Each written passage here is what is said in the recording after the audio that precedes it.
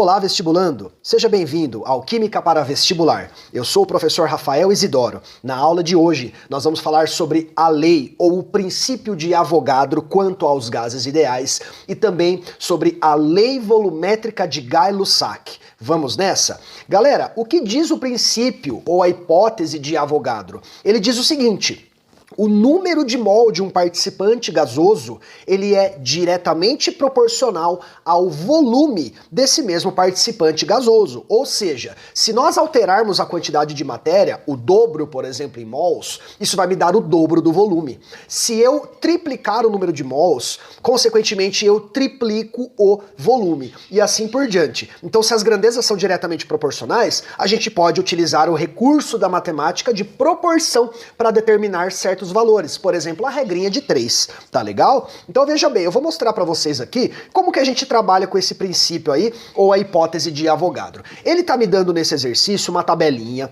Nessa tabelinha eu tenho oxigênio e gás carbônico, ou seja, são moléculas diferentes, tá legal? Mas a pressão e a temperatura do sistema são as mesmas, ok? Para ambas as moléculas. Quer dizer que quaisquer alterações que eu faça para uma, eu farei também para a outra. Eu posso comparar essas espécies, mesmo elas sendo diferentes. É aí que tá a jogada de Avogadro. E é assim que os vestibulares vão brincar com vocês. Tomem cuidado para não cair nas pegadinhas, beleza? Então, primeiro, vamos determinar a quantidade de moléculas em mol que eu tenho ali do oxigênio, beleza? Eu vou comparar essas moléculas com os seus átomos, ok? Ó, eu tenho lá 12 mol de átomos de oxigênio e eu quero o número de mol de moléculas de oxigênio. Galera, dentro de uma molécula de oxigênio, dentro de uma molécula eu tenho 2 átomos de oxigênio, é como se fosse uma bicicleta com 2 rodas, tá legal? Então eu posso escrever que 1 mol de molécula me dá 2 mol de átomos. Lá na tabelinha ele te deu 12 mol dos átomos, então 12 mol vai me dar a metade em molécula, porque a proporção é 1 para 2. Na dúvida, põe o xizinho ali, multiplica invertido, que você vai chegar em 6 mol de molécula, preenchemos ali um espacinho dessa nossa tabela. Fechou? Volume de oxigênio. Prof, como que eu vou achar aqui o volume do oxigênio, ó, se eu não tenho relação nenhuma dele para chegar no volume? Galera, nós temos o volume aqui embaixo, ó, nós temos o volume aqui embaixo do CO2. Lembre-se, eles estão, tanto o CO2 quanto o O2, estão sob mesma pressão e temperatura. Então eu posso comparar o volume do CO2 com o volume do O2 numa boa, seguindo a proporção estequiométrica. Veja bem, ó, quando a gente compara o volume com a quantidade de moléculas, mesmo sendo de participantes diferentes, eu posso escrever que 3 mol de molécula está gerando para mim 50 litros em volume, concordam? Ok? Então se eu tiver 6 mol de molécula, que é o que existe lá do gás oxigênio, eu vou ter o dobro de 3, portanto o dobro de 50, ou seja, 100 litros em volume para o gás oxigênio, tá bom? E como que eu encontro o número de átomos, professor? O número de mol de átomos do gás carbônico, do CO2? É bem simples, pessoal. Essa aqui é só você pensar assim, ó. Vamos lá. CO2. Primeiro, o que eu tenho que entender sobre o CO2? Dentro do CO2 existem 3 átomos, o carbono e 2 oxigênios em volta do carbono, na esquerda e um na direita, molécula linear, ok? Então a cada uma molécula eu tenho 3 átomos, portanto, a cada 1 mol de molécula eu tenho 3 mol de átomos, tudo bem? Aí eu vou ver o quanto eu tenho na tabela. Na tabela eu não tenho 3 mols, ou seja, eu tenho 3 mols de molécula, eu tenho o triplo de moléculas, eu terei, portanto, o triplo em átomos, 9 mols de átomos. Tá preenchida aí a tabelinha. É assim que a gente trabalha com a lei de Avogadro ou hipótese de Avogadro dentro dos gases ideais. Fechou? Beleza? A segunda lei que nós vamos conhecer nesta aula aqui é a lei volumétrica de Gay-Lussac. Gay-Lussac pegou essa ideia aí de Avogadro e pensou assim: já que esse número de mol é diretamente proporcional ao volume, então eu posso utilizar isso em uma reação química, ok? Então vocês viram que naqueles exemplos nós não tínhamos reações químicas, mas se você tiver participantes gasosos em uma transformação, sejam eles reagentes ou produtos, nós podemos comparar tranquilamente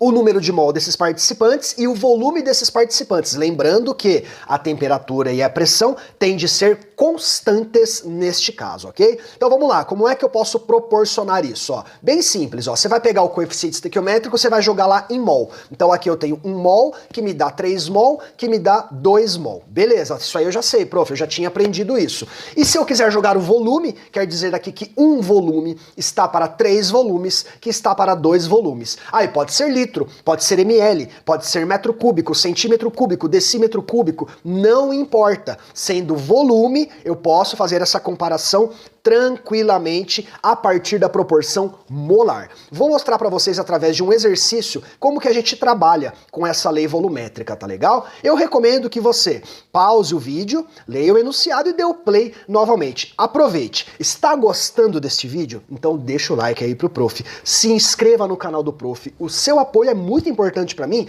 pois todos os dias eu estou aqui gravando vídeos para você, para que você possa se sair bem no vestibular. Uma mão lava a outra, não é verdade? Eu conto com o seu apoio, tá legal? Pausou, leu, voltou, vamos nessa então. Ele quer o volume de água que produziu 30 litros da mistura gasosa hidrogênio com oxigênio. Como que eu vou chegar nisso? Primeiro, pessoal, a reação química, né? Eu tenho aqui a reação química, nós vamos escrever a proporção molar de cada participante. Eu tenho ali, ó, 2 mol de água, que está para 2 mol do hidrogênio e para 1 mol do oxigênio. Em volume, como isso seria? Seria 2 volumes para 2 volumes para 1 volume.